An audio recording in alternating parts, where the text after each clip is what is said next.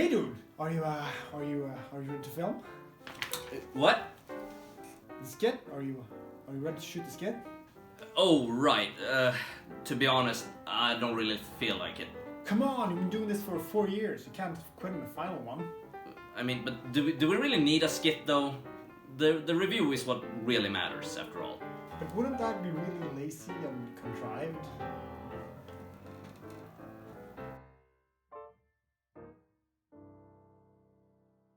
Rise of Skywalker. Wow. I went in with 0 expectations, and I was still disappointed. How on earth could they greenlight a trilogy of movies in the biggest franchise in the world with no plan whatsoever? This review will be quite messy, to say the least. But hey, that's a trait it shares with the movie at least. This movie perfectly represents what I've been saying for a long ass time, that Hollywood is almost completely deprived of creativity. I've ripped on the prequels, yes, they were bad, but they still had a vision. They stuck to their idea throughout all 3 films. The sequel trilogy has no vision to speak of, and, as we all know, you have paid the price for your lack of vision. The prequels are flash without substance, while the sequels possess neither qualities. These 3 movies could have turned out so great. It had a rocky start with The Force Awakens, but there was something in there. The casting was great, the actors had tons of chemistry with each other, and all of it wasted. If The Last Jedi killed Star Wars, as we've heard on multiple occasions, Rise of Skywalker went munging on its corpse. So, after The Last Jedi disaster with tons of shit that breaks canon, this movie was in full damage control mode at all times, desperately trying to fix previous faults. And it feels weird that the concluding chapter of 9 movies is mostly trying to fix the screw-ups from the last 2 movies, instead of fucking concluding the damn thing. The following character arcs are completely blown the fuck out. Finn, a stormtrooper defecting turned good, wasted. Poe, the new token pilot trying to fill the role of leader, wasted. Kylo Ren, Vader's grandchild desperately wanting to live up to the legendary Dark Lord, wasted. And so on and so on.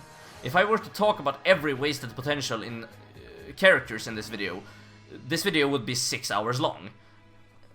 But at least it would be shorter than The Rise of Skywalker. Almost none of the sequel characters are given anything to do, yet they still introduce like 6 new characters, also with nothing to do. So The Last Jedi ignores almost everything that was set up in The Force Awakens, right? Well, The Rise of Skywalker ignores almost everything that was set up in The Last Jedi and tries to make up for it by just vomiting expositional garbage at you. So what it boils down to is that they reset the story 2 times, starting the 3rd movie with Zip and trying to establish the whole fucking enchilada within 1 film. And there is so much shit crammed into this one that I felt motion sick. There's enough stuff in here to make a 4-hour long movie, and yet they speed through it all like pacing doesn't fucking matter. After the first act concluded, I have forgotten what the fuck I was watching, since it's so choppy. You go from one exposition dump to the next, with no time to process. They try to establish so much shit in a very short time span, so it's really hard to process what the hell is going on before moving on to the next set of things. They don't take half a second to let anything they establish breathe. It's basically a MacGuffin hunt. They gotta go find a thing that will lead them to a thing that will lead them to a planet where a thing is that they need to blow up before they lose. There is always an exhaust port, a shield generator, or a thermal oscillator that they need to blow up before the super laser kills everyone. Every fucking time. So here's a list of dumb shit that makes no sense. Palpatine's first scene is utter garbage. They never explain how he survived at the end of Return of the Jedi.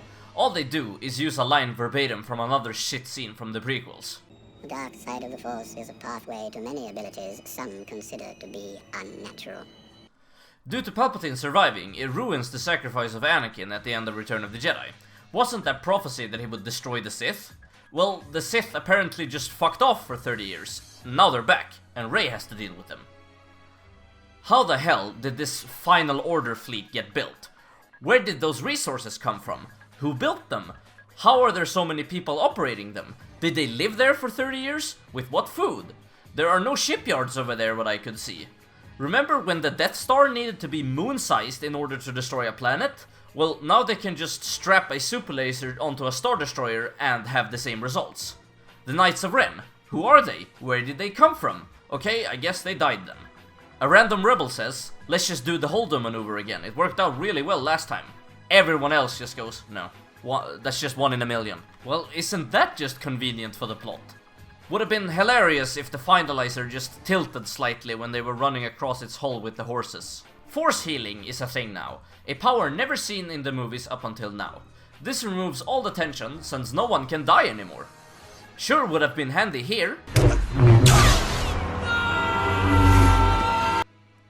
Or here.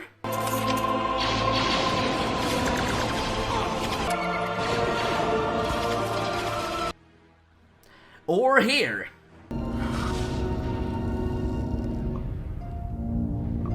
Here are my 2 favorites. These are the ones that broke me. These 2 made me burst out laughing in the theater. Luke tells Rey off for throwing away her lightsaber in anger. Yet, in the previous movie, Luke did this. This has got to be trolling on J.J. Abrams' part. I don't see it being anything else. Rey kissing Kylo. Let's be honest, this was shoved in there to appease the Reylo shippers, even though it made no sense story-wise. Rey has fucking despised Kylo throughout this whole trilogy. You're a monster. I'm gonna pay for what you did. Murder a snake. But now at the end, she's like... So, in retrospect, there is no drama, no tension, or anything engaging really. The supposed threat of the movie is so surrounded with plot holes that it loses its point. Not to mention that Rey, who already has the status of a god, is more overpowered than ever. This movie manages to go in all different directions, yet went nowhere. All over the place, yet accomplished nothing. There was a lot of things to cover in this review, and I'm sure I missed some things. So please, if there is anything you felt I missed, please put it in the comments. I love reading that shit. So thank you guys for watching my review, and I hope you guys have a great day.